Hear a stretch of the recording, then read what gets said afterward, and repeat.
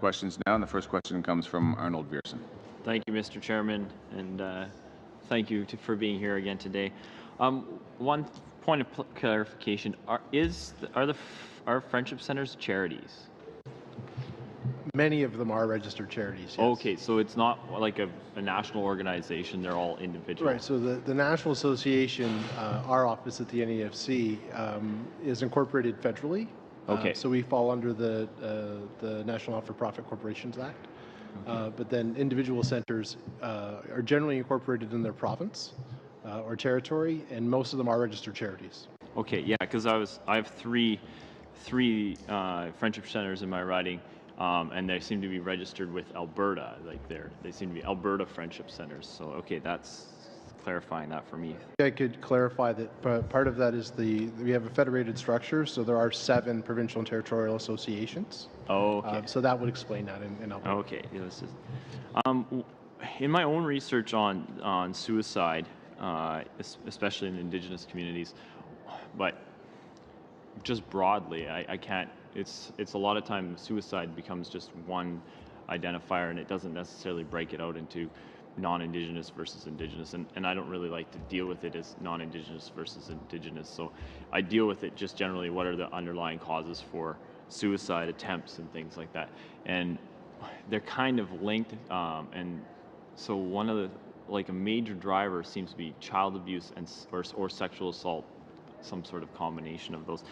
Would that characterize your experience with suicide attempts? Is there it seems to be like 25 to 30% of attempt cases or successful cases of suicide, there seems to have been some underlying sexual assault or child abuse issues. Would that characterize your experiences?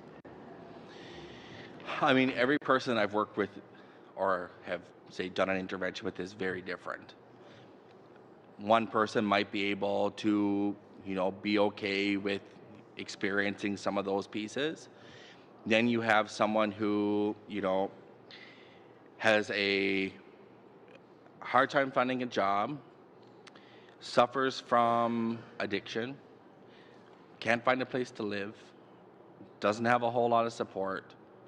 Or you could have someone that has one catastrophic event or thing happen to them.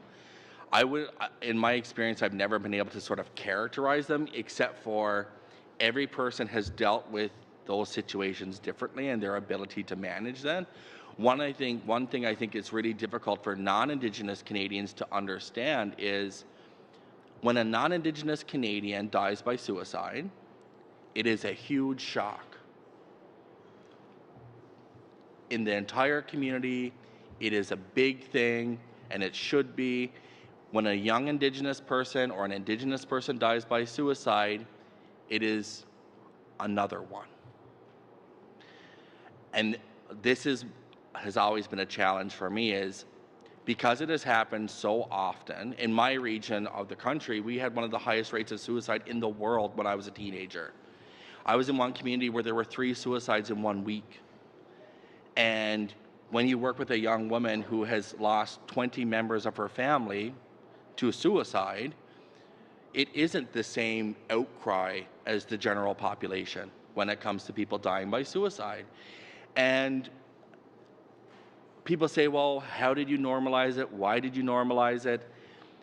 You don't really have another option if you want to keep your mental capacity intact.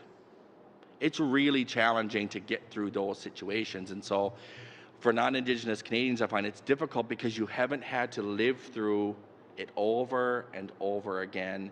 And it's not like, you fly in mental health counselors and they're gone 5 days later. Or we're able to get someone into the hospital because we've had a string of suicides in the city, but then there's no other support.